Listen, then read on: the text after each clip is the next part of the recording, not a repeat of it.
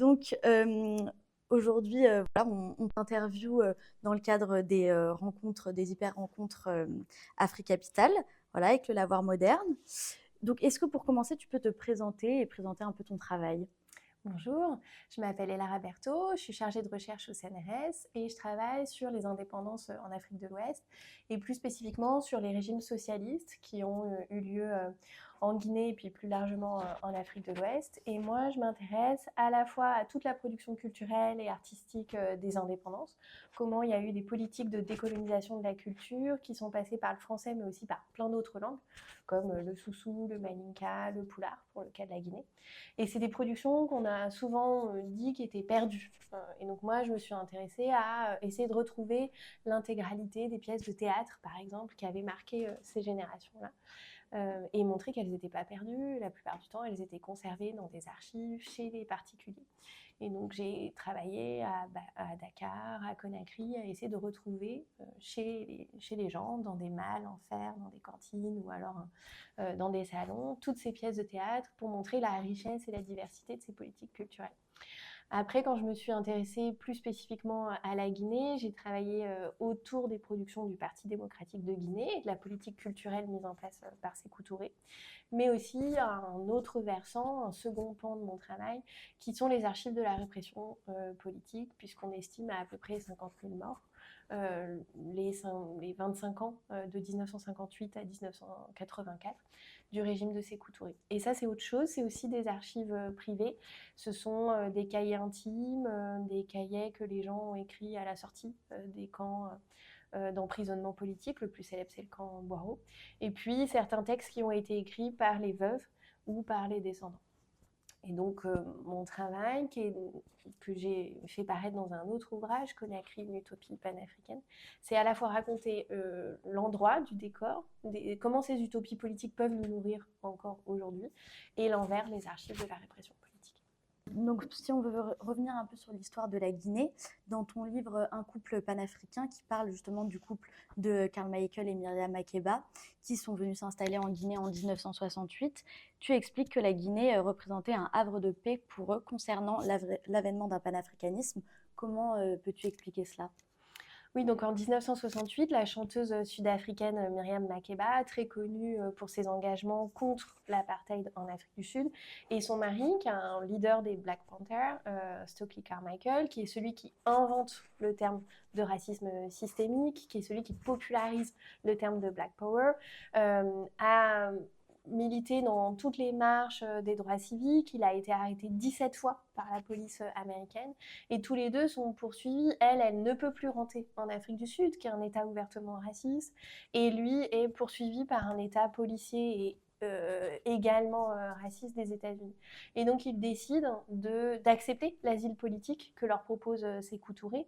Et pour eux, dans cette perspective, il est vrai que Sékou Touré a une politique d'accueil international extrêmement ouverte, qui propose une politique culturelle d'ouverture, célébrant le socialisme africain et le panafricanisme. Donc, ils acceptent cet asile et ils vont être intensément heureux dans cette politique culturelle qu'a mise en place Sékou Touré. Et il y aura un branchement entre les revendications de Stokely Carmichael, c'est-à-dire ce qui a été connu chez les Black Panthers comme Reclaim Our History, revenir aux sources de l'histoire africaine, et cette politique d'authenticité qui est en train de mettre en place Sékou Touré côté ouest africain. Et il y a un branchement comme ça transatlantique entre ces deux pensées-là. Et donc, pour ce couple-là, ils sont totalement à l'abri des violences politiques, même s'ils les voient.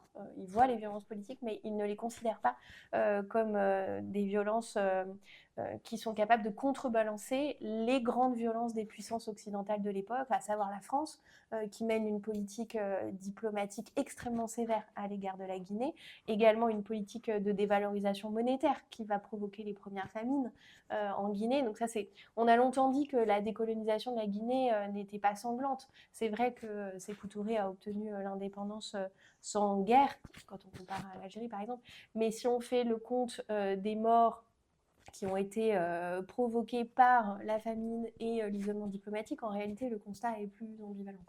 Donc pour Carmichael et Makeba, face à la puissance de la France, face à la violence des États-Unis et face à la violence de l'Afrique du Sud, la Guinée n'est pas un État sanglant et violent, même s'il y a eu une répression dans le même temps à l'intérieur des opposants politiques en interne qui a été très forte également. Et alors, si on revient un peu à aujourd'hui, quels sont les enjeux selon toi pour la Guinée justement dans ce développement de la scène littéraire et la labellisation de Conakry en tant que ville créative de l'UNESCO en littérature et comment s'articulent les politiques culturelles nationales justement sur ces enjeux?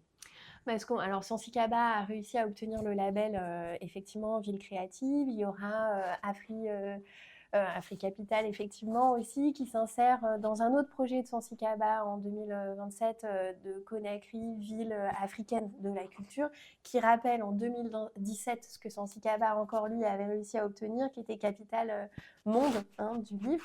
Donc, c'est sûr que grâce à Sansikaba, qui est directeur de l'Harmattan, Guinée, et qui aussi est très actif dans les réseaux internationaux de promotion de la culture, l'idée, c'est de revaloriser ces politiques culturelles. Et nous, ce qu'on essaye de dire, c'est qu'il y a une pensée de l'émancipation par la culture dans le temps long.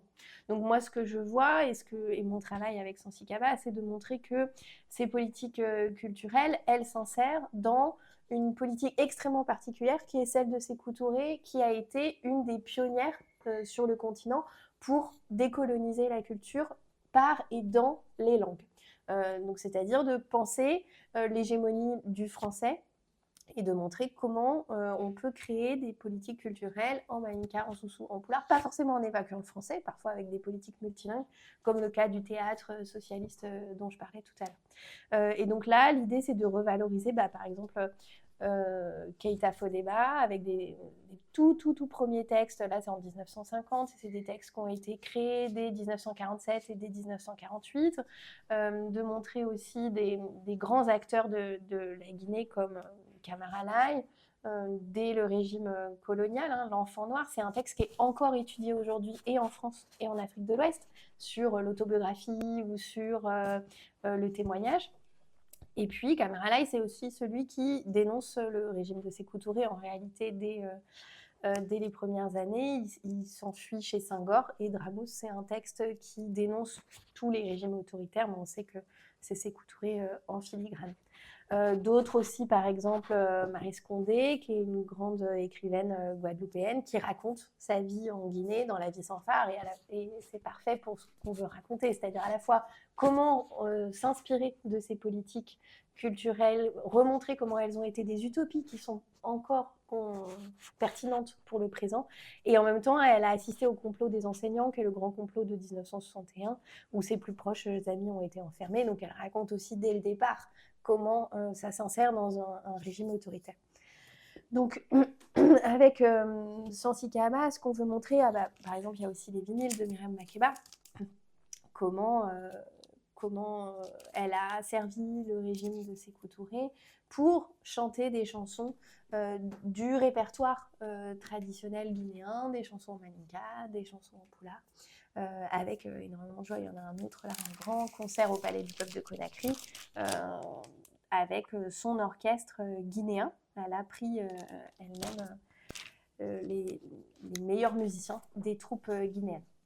Donc voilà. Est-ce qu'on peut faire un lien aujourd'hui entre toutes ces politiques qui ont émerveillé quelqu'un comme Frantz Fanon, par exemple? Frantz Fanon va reprendre le concept d'aliénation linguistique, c'est-à-dire que tu penses dans la langue du vainqueur et que ça charrie une idéologie du vainqueur, et que l'émancipation, elle doit se penser dans la culture en ayant une conscience de la langue qui promeut cette culture décolonisée. Et donc cette décolonisation de la culture, elle a été pensée par Fodéba Keïta et Sékou Touré, et elle a un grand impact aussi ensuite sur les pensées globales de la décolonisation. C'est-à-dire que quand Frantz Fanon, après avoir rencontré Fodéba Keïta, rentre dans l'Algérie du FLN, il va porter ces idéaux-là de repenser l'aliénation linguistique à partir de ce qu'il a vu en Guinée.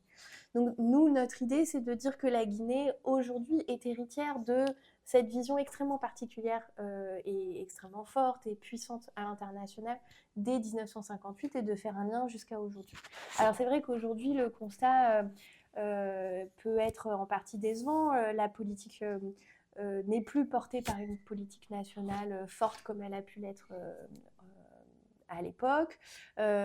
Néanmoins, donc, il n'y a plus une seule presse. C'était l'imprimerie Patrice Lumumba dans les années 60 et 70. Et maintenant, ce sont des acteurs privés qui portent le développement du marché du livre. Donc, j'en ai ramené quelques-unes. Par exemple, il y a Gandal qui fait des textes très beaux et qui publie aussi dans plusieurs langues. Il y a l'Harmattan guinéen, mais ça, Sansi Kaba en parlera. Et ça, donc Hakim Bah, c'est un des plus grands dramaturges guinéens contemporains qui porte un festival de théâtre en Guinée et qui est associé donc là avec Gandal à un éditeur guinéen qui fait un travail absolument formidable. Akimba est aussi publié en France, donc là c'est chez Landsman. C'est d'autres textes qui sont publiés de lui et donc Hakim rayonne vraiment à l'international. Donc il y a comme ça des acteurs des marchés du livre qui sont à cheval entre la Guinée et la France et d'autres maisons d'édition comme l'Harmattan. Effectivement, il y a un l'Harmattan guinéen qui est bien sûr en lien avec des marchés de distribution français. Donc voilà, il y a une effervescence tout de même, même si c'est plus porté par l'État, mais c'est porté par des acteurs plus ponctuels, comme Akimba avec ce festival, ou comme Gandal, et donc voilà, qui s'inspire de ces politiques des années 60.